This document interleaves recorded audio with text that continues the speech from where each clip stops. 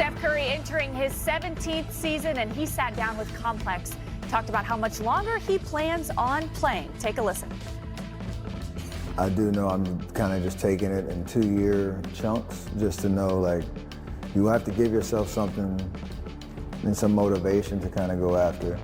For us, like, I talked to all the guys who have been in this situation where they've extended their prime, and, you know, there are more ungraceful endings than there are, for sure. You know, I tip the cap and like that type of thing.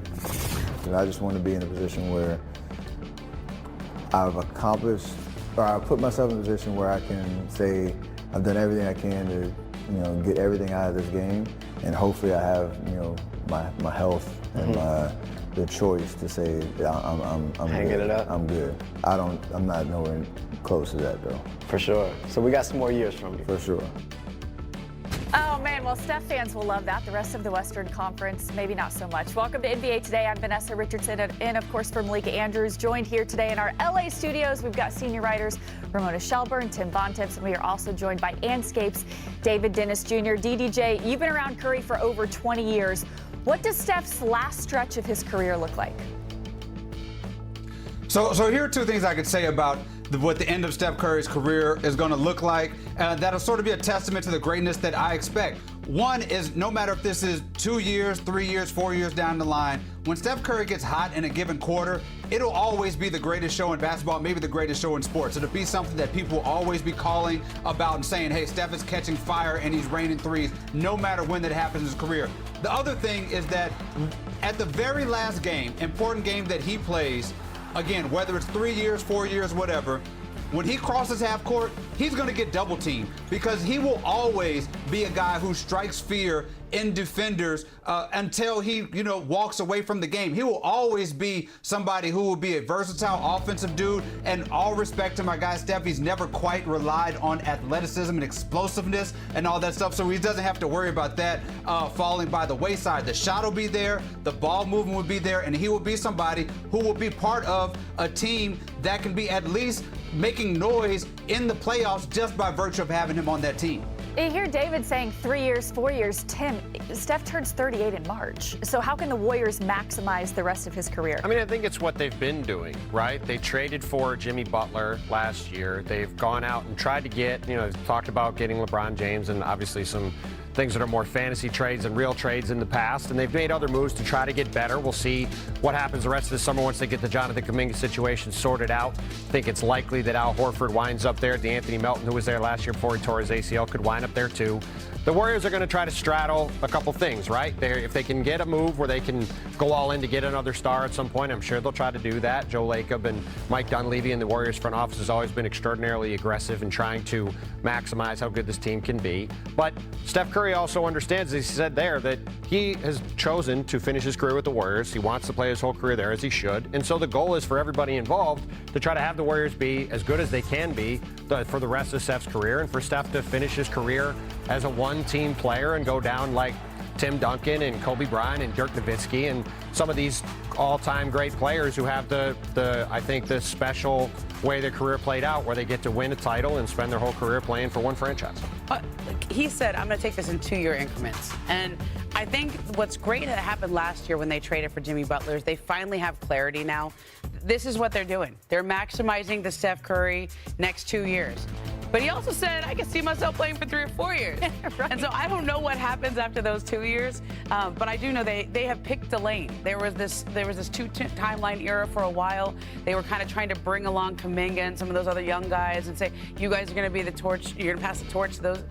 That's not happening anymore. This is now Steph Curry's all in. We're just going to keep making trades and trying to maximize these 2 years. Steve Kerr was lined up with him. Jimmy's lined up with him. Draymond Green's lined up. Yeah, all the veterans. So, you know what? For the next 2 years, they got clarity. And I think Steph will, as David said, I think he does age well. I just can't believe he's going to be 38. That's unbelievable. He's still, I was going to say he still looks like he's 12, but then I see videos of him earlier in his career, and I'm like, oh, no. Yeah. He looks like he's 12 and now 15 or 17.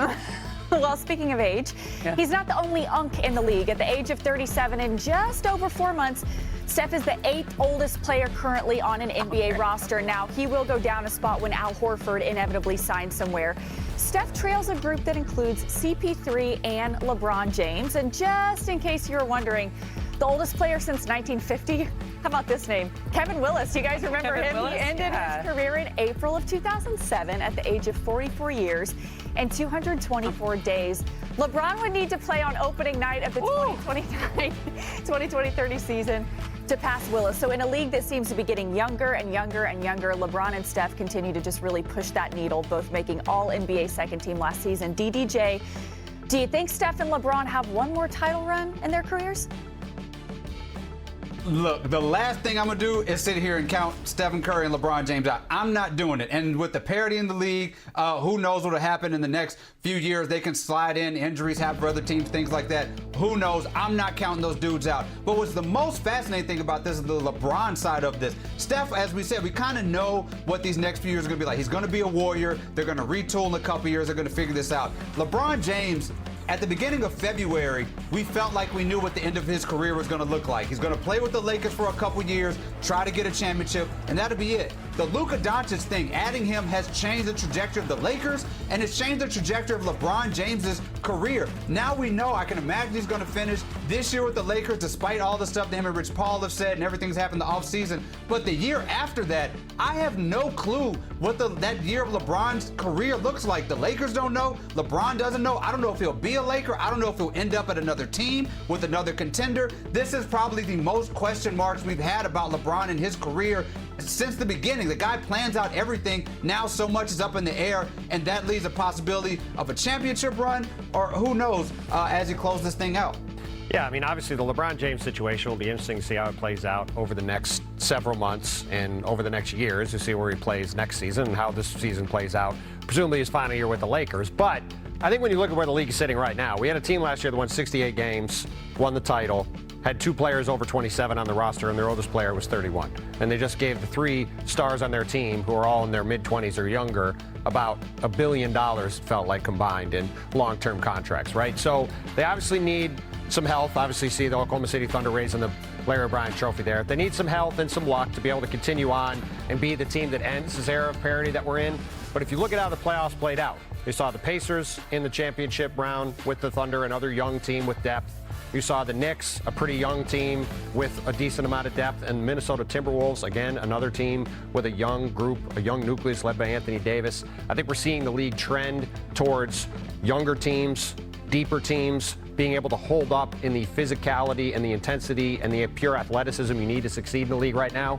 So we'll see about teams like the Warriors and the Clippers and the Lakers that are more built around veteran players, older teams. But I think we're seeing a bit of a sea change, and I think the Thunder finally are positioned to be the team to end this era of parity we've been in and create the next dynasty in the league. So I could have sat here last July and said a very similar thing about the Celtics. I think I probably did in July. And then the year before that, I think we said the same thing about the Nuggets, who had won a championship and had this young core that seemed like they had just hit their prime at the right time. And we just keep having new champions. Like each year, we think somebody is destined to go be the next dynasty. There is another, they seem built for success in the long term. And each year, it doesn't happen. And so as much as I agree with you, Tim, that the Thunder are extremely well positioned. They finally broke through. It seems like they could win for the next 5 years. All evidence in the NBA for the last 6-7 years has been that somebody else is going to win. And when you go, well, now it's 27-year-olds winning, and this year it was obviously 25-year-olds winning.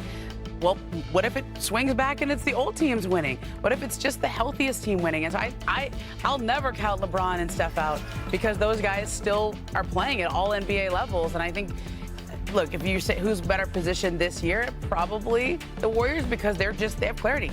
They're not trying to save for Luka Doncic's next 5 years. They're just in it for the next 2 years with Steph.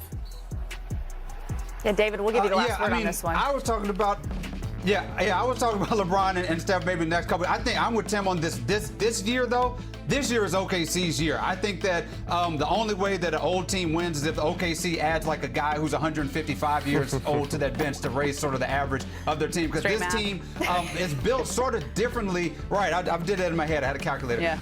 I think it's a little different than the Nuggets and the Celtics in the fact that there was so little margin of error. You look at the Nuggets, they lose a guy like Brown. They lose some of those people. The Celtics, you deal with the injury or two, and that knocks them off. The Thunder are just built with these waves of guys and this depth and this youth that they can overcome this in a different way. This is the last dynasty. This is the final dynasty in the NBA, and it's a lot of that because of resilience, because of the fact that they have the depth. They had J-Dub was injured all through the playoffs, and they still won the championship. I just think it's hard to imagine anybody usurping OKC this year, but I'm not counting LeBron to step out maybe in the future if something else goes haywire.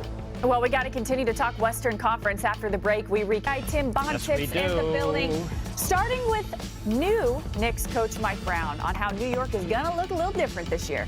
I like to play fast. And so we're going to try to play fast and make sure that the floor is spaced the right way. And then defensively, we want to have a sense of physicality without fouling. We want people to feel us, and we want the fans to know that we're going to give multiple efforts on that end of the floor. Yeah, I'm excited to see what he can do there. The Knicks ranked in the bottom 5 in pace last season. Tim, is speeding things up key to their success? I have great respect for Mike Brown. I think he's got a chance to do a very nice job with the Knickerbockers. However, every single coach that gets into a new job says they're going to play faster. Now, Mike Brown did that with the Sacramento Kings. He had a lot of success. The biggest thing the Kings did was move the ball and have pace and space with the Aaron Fox and Domantas Sabonis running pick and rolls. Can Mike Brown have Jalen Brunson and Karl-Anthony Towns do that? That remains to be seen. Next up, Jalen Brown, who was back in a lab in Spain after his offseason knee surgery. Ramona, how will he fare as the 1A in Boston this season without Jason Tatum, of course, out with injury? You know, I think Jalen Brown relishes moments like this. He tried to play through that injury all throughout the playoffs, and I think he'll relish being the 1A here. But there is a good update on Jason Tatum. He's walking again. He's out of the boot. He's walking again. Said he's been doing 6 days a week in rehab, and I think he's ahead of schedule in coming back from that Achilles. That facility in the Mediterranean that the MBPA has as a sanctuary is a pretty incredible spot. Yeah, not bad. In Philly, Jared McKay is also making his return from knee surgery. David, if healthy, are you ready to believe in the Sixers as a top 6 team in that conference? Yes, if healthy, but also, yes, that's like if I could fly or if somebody grew wings or something like that. Health is just like in the metaphysical right now. There was like a moment where I started to believe in the 76ers, and then 5 minutes later, I realized that should not be the case because I opened up and saw that Paul George is already hurt to start the season. Ooh, all right, last stop, Chicago, where Josh Giddey is still a restricted free agent despite averaging 21, 10, and 9 over his final 20 games of the year. Tim, are we going to see a deal get done? This is going to be really interesting to see. Vanessa, we have 3 restricted free agents sitting out there that are in this similar spot. Josh Giddey in Chicago, Quentin Grimes in Philadelphia, Jonathan Kuminga with the Warriors. All 3 of them have interesting negotiations because there is not cap space out there in the market, and their current teams have a lot of leverage to keep them. NBA history first. Top full court threads in 2008. Jason Kidd finds Brandon Bass. That was a slick little pass. Oh my God! On the fast break with the crazy top spin on that. It's also a heck of a drawback out of the files going back to 2008. To 2009. We go to the answer. Allen Iverson throwing a full court bounce pass through Oh the my defender's God. legs to Rip Hamilton. I would not have guessed we'd get an AI highlight. Listen, it's July, baby. Westbrook. In 2017, Russell Westbrook throws the bounce pass between the Raptors defenders' legs to Victor Pretty Oladipo good. layup. Yeah, love that. Totally on purpose. Did it on purpose, for sure. All right, next top look. No eyes. In 2014, Manu Ginobili with the no-look pass over his head to Danny I see more Green. Ginobili highlights on this You show. guys more creative than that guy. This guy's one of them, though. Yep. Oh, no. Yeah, this guy is one of them. 2022, not that long ago. Luka No. with the no-look needle pass to Christian Wood. Tim McMahon's favorite player, Christian Wood. And in 2025, Nikola Jokic throws a no-look pass to Aaron That Gordon. is my favorite pass of all Is it? time. Of all time? You covered a lot of I basketball. know, but it's just ridiculous. It's just a completely ridiculous. I go back to Magic Johnson days, so that's really good though. Magic was really good. Lastly, top special delivery in 2008. Kobe Bryant drives and throws the wraparound pass to Ronnie Turioff. Tim, you and I were laughing before the show. When's the